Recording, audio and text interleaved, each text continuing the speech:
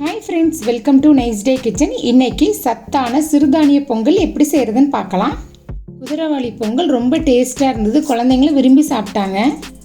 First பார்த்துக்கிட்டிங்கன்னா குதிரைவாலி அரிசி 1 டம்ளர் எடுத்துக்கோங்க. 1 டம்ளர் அரிசிக்கு 1/2 டம்ளர் சிறுபருப்பு எடுத்துக்கோங்க. ரெண்டையுமே நல்லா கழுவி ஒரு 10 நிமிஷம் ஊற வச்சுருங்க. தண்ணியெல்லாம் நல்லா வடித்து குக்கரில் அரிசியை போட்டுருங்க. 1 டம்ளர் அரிசிக்கு 5 டம்ளர் தண்ணி ஊற்றணும். தண்ணி நல்லா கொதிக்கட்டும். தேவையான அளவு உப்பு போட்டுக்கலாம். தண்ணி நல்லா கொதிச்சிருச்சு, நம்ம மூடி போட்டு க்ளோஸ் பண்ணிடலாம். பொங்கல் நல்லா குழைவாக வேகணும்னா 2 விசில் விடுங்க, கரெக்டாக இருக்கும். 2 விசில் வந்துருச்சு, நான் ஓப்பன் பண்ணி பார்த்துடலாம். சூப்பராக வந்துருச்சு பாருங்கள்.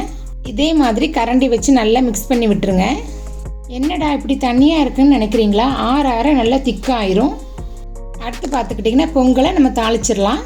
ஸ்டவ்வில் பாத்திரம் வச்சுக்கோங்க. நல்லா சூடானதுக்கப்புறம் 2 டீஸ்பூன் நெய் போட்டுக்கோங்க. அடுத்து பார்த்துக்கிட்டிங்கன்னா ஆயில் 2 டீஸ்பூன் போட்டுக்கோங்க.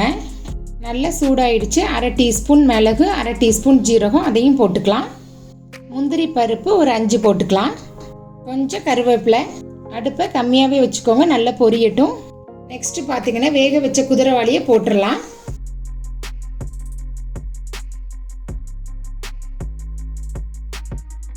அடுப்பை கம்மியாக வச்சு நல்லா மிக்ஸ் பண்ணி விடுங்க. குதிரைவாலி பொங்கல் சூடாக சாப்பிட்டா ரொம்ப டேஸ்ட்டாக இருக்குங்க. நம்ம சேனலில் வரகரிசி தயிர் சாப்பாடு, சத்து மாவு ரொட்டி போட்டிருக்குறேங்க. நீங்கள் பார்க்கலன்னா ஐ கார்டில் கொடுக்குறேன், செக் பண்ணி பார்த்துக்கோங்க. அவ்வளோதான், குதிரைவாலி பொங்கல் ரெடி ஆகிடுச்சு. சட்னி சாம்பார் வச்சு சாப்பிட்டா வேறு லெவலுங்க. கண்டிப்பாக ட்ரை பண்ணி பாருங்கள்.